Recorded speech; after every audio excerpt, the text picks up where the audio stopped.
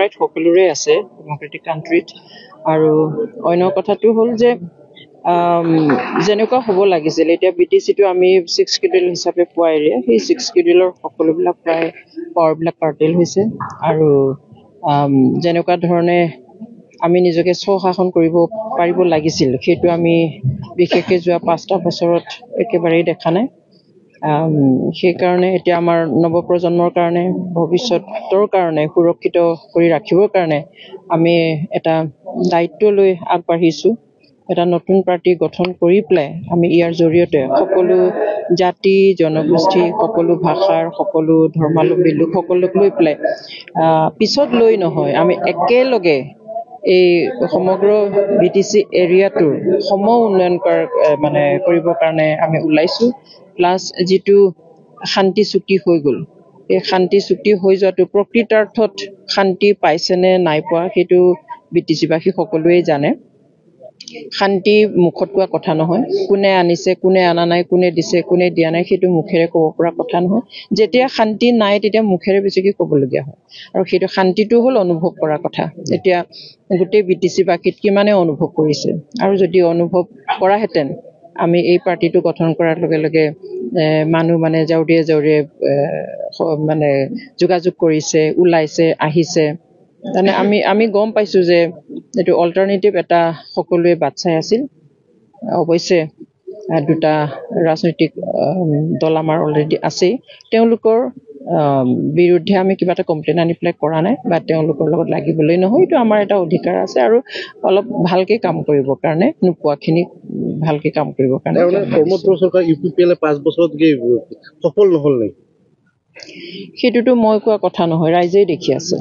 সেইটো এজন মানুহে ক'লে বিশ্বাস নকৰিব কিন্তু ৰাইজে যেতিয়া ভাবিছে নিশ্চয় কিবা এটা তেনেকুৱা আছে কাৰণ কথাবোৰতো তেনেকুৱাই আছিলে অসম্ভৱ কিছুমান কথা আছিলে যে ঘৰে ঘৰে চাকৰি দিয়া হ'ব এদিনতে ইণ্টাৰভিউ হ'ব এদিনতে ৰিজাল্ট দিব এদিনতে চাকৰি বা এপইণ্টমেণ্ট দিয়া হ'ব তেনেকুৱা ধৰণৰ কিছুমান অসম্ভৱ কথা প্লাছ এতিয়া সামগ্ৰিকভাৱে আমি অকণমান ফূৰ্তি আনন্দ এনেকুৱাবিলাকত আমি দেখি আছোঁ বিভিন্ন ধৰণৰ ফেষ্টিভেল হৈ আছে কিন্তু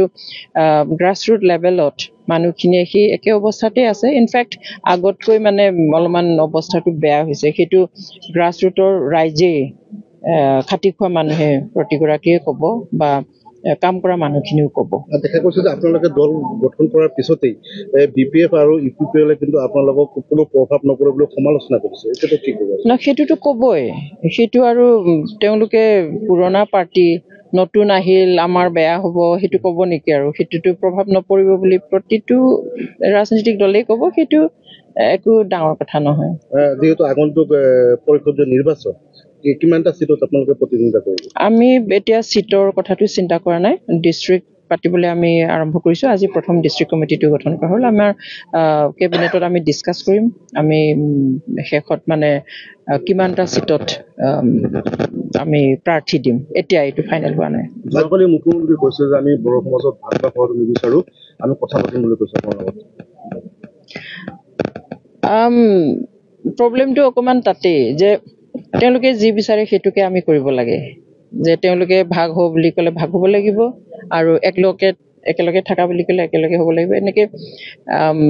বড়োসকলৰ মাজত এটা ৰাজনৈতিক দল থকাটো বিচৰা বুলি কয় আমিও ক'ব পাৰোঁ অসমীয়াসকলৰ মাজত এটা ৰাজনৈতিক দল থাকক কিন্তু ডেমক্ৰেটিক ৰাইটছ আছে আমি ৰেছপেক্ট কৰিছোঁ মুখ্যমন্ত্ৰী ডাঙৰীয়াই আমাৰ যি নতুনকৈ গঠিত দল সেইটো স্বীকৃতি দিয়ে তেওঁ নিশ্চয় কৈছে যে প্ৰয়োজনত তেওঁ কথা পাতিব আমি সকলোৰে সৈতে অপেন কথা পতাটো আৰু আপত্তি নাই আমি এনেও কৈছোঁ আমাৰ কোনো শত্ৰু নাই আৰু কোনো মিত্ৰও নাই গতিকে পলিটিক্সত এইটো চলিবই গতিকে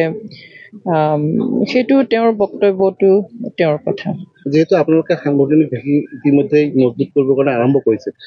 আগন্তুক নিৰ্বাচনত কিবা এলায়েন্স থাকিব নেকি কাৰোবাৰ লগত নাই সেইটোও কথা পতা নাই এতিয়া আমাৰ এসপ্তাহ হোৱাই নাই আমি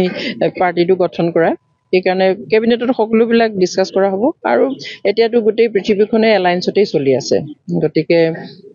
দেখা যাওক সময় আহক কথা পাতিম